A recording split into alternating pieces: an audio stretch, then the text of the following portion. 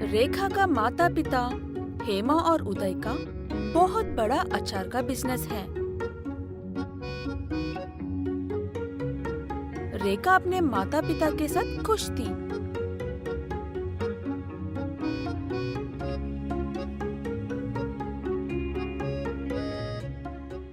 लेकिन कुछ दिन पहले उसके पिता एक कार एक्सीडेंट में मर गया था। अब उस अचार की कंपनी को हेमा अकेले ही चला रही थी। हेमा और उदय का एक अकाउंटेंट था विनय। विनय को हेमा पहले से ही पसंद थी, लेकिन वो हमेशा उसे एक बॉस की ही तरह देखता था। उदय के गुजरने के बाद विनय हेमा की हर बात में मदद करने लगा था। हेमा भी उसे किसी भी चीज की जरूरत हो तो पहले विनय से ही कहती थी।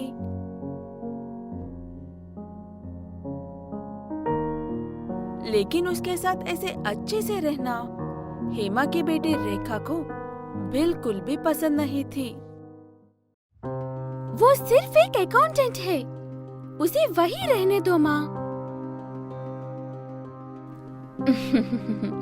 वो सिर्फ हमारे मदद कर रहा है बेटा, और हम उसे उसके बदले पैसे भी दे रहे हैं। उम्मीद करती हूँ आप इस बात पर आखिरी तक टिकी रहोगी। ये कहकर रेखा वहाँ से चली जाती है।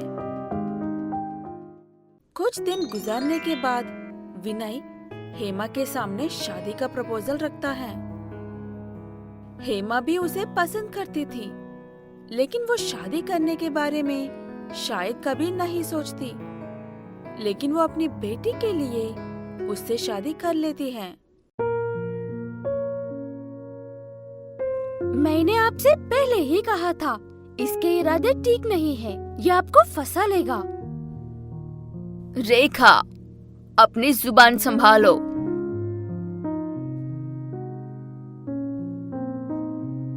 रेखा गुस्से में रोते हुए वहाँ से चली जाती है। कुछ दिन बाद हेमा और विनय आपस में हमेशा खुश रहते थे। विनय कभी भी हेमा और रेखा को किसी चीज की कमी नहीं होने देता था।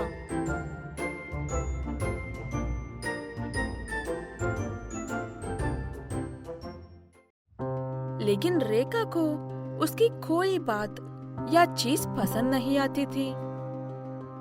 रेखा हमेशा विनय को नफरत भरी नजरों से देखती थी।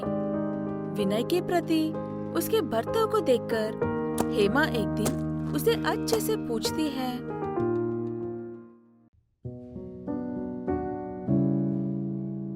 तुम्हें उससे क्या दिक्कत है बेटा? आपकी लाइफ में डैड की पोस्ट कोई और ले सकता होगा शायद, लेकिन मेरी लाइफ में मेरे एक ही डैड थी, एक ही डैड रहेंगे। ये कहकर रेखा वहाँ से चली जाती है।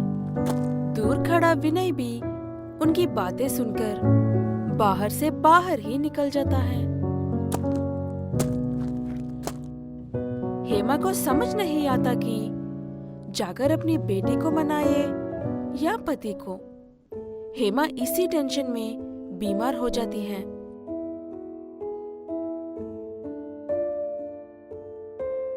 और एक दिन उसे वो बीमारी मौत की नींद सुला देती है।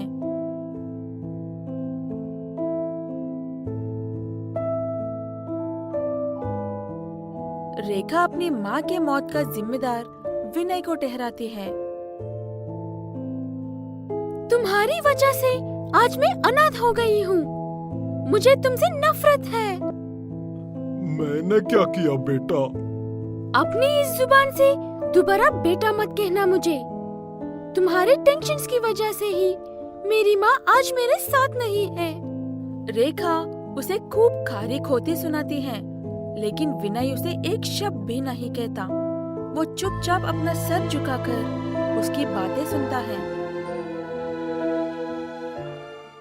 हेमा के गुजरने के बाद भी विनय रेखा की ख्याल वैसे ही रखता था जैसे ही पहले करता था।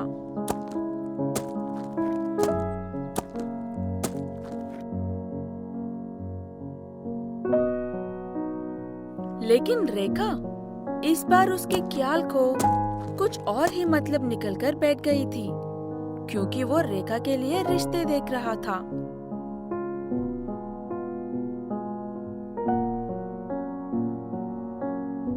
अब तक मैं ये समझ रही थी कि तुम माँ से सच में प्यार करते हो, लेकिन मैं गलत थी। तुम्हें सिर्फ दौलत से प्यार है।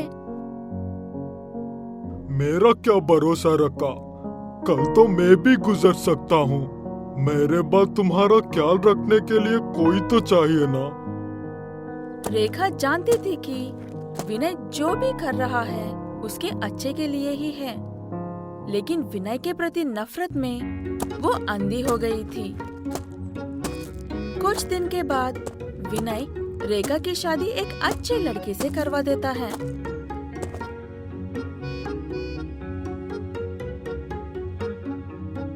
शादी के कुछ दिन बाद ही रेखा काफी बीमार हो जाती है।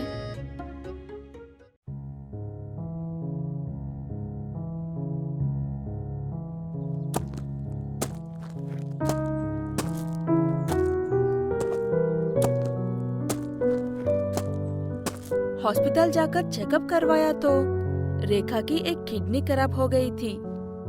साधारण इंसान एक किडनी के साथ भी रह सकता है, इसीलिए आपकी किडनी जल्द से जल्द रिप्लेस करना जरूरी है। ये बात सुनकर रेखा के पति को बहुत बड़ा सदमा लगता है। वो अपनी पत्नी की किडनी के लिए काफी कोशिश करता है, लेकिन कहीं नहीं मिलती। फिर अचानक से एक दिन बहुत खुश होकर घर आता है। क्या बात है, आज बड़े खुश लग रहे हो। डोनर मिल गया है, हम कल ही हॉस्पिटल जाएंगे। कौन है वो? है कोई एक बंदा। अगले दिन सुबह हॉस्पिटल में रेखा की किडनी अच्छे से रिप्लेस हो गई थी। उसके बाद रेखा और उसका पति घर चले जाते हैं और कुछ महीनों बाद रेखा अपने बच्चे को जन्म देती है। उस खुश खबर को सुनने के बाद विनय अपने नवासे को देखने के लिए रेखा के घर आता है।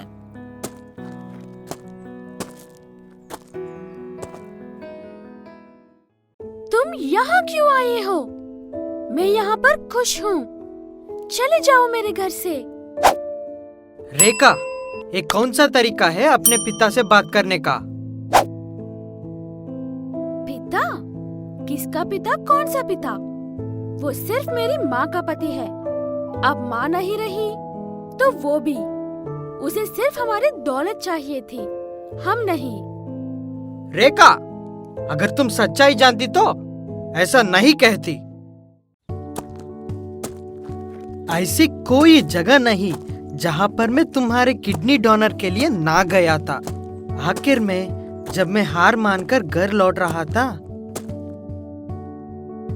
तब सामने से एक सज्जन ने आकर कहा, मैं दूंगा किडनी। मेरे जान से प्यारी बेटी की जान पर बात आई तो मैं कैसे शांत रह सकता हूँ। वो डोनर कोई और नहीं, वही इंसान है जिसे तुम इतनी नफरत करती हो। तुम्हें किडनी देने वाला डोनर, तुम्हारे जिंदा रहने की वजह। तुम कहती हो ना, उन्हें सिर्फ तुम्हारी दौलत से प्यार है। मेरा सारा बिजनेस लॉस होकर सड़क पर आने के बाद तुम्हारी सारी प्रॉपर्टी तुम्हारे नाम कर दी थी इन्होंने। हम ऐसा खुश होने की वजह सिर्फ उनकी अच्छाई है। रेखा ये सब बात सुनते ही विनय के पैर पकड़कर रोना शुरू करती है।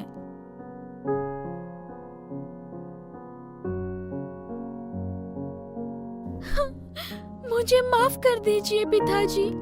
माँ की चॉइस कभी खराब नहीं हो सकती। आई एम सॉरी पिताजी। रेखा की आंखें खुल जाती है और वो विनय को अपने पिता की तरह देख लेती है। इसके बाद सब मिलजुल कर एक ही घर में खुशी से साथ रहते हैं।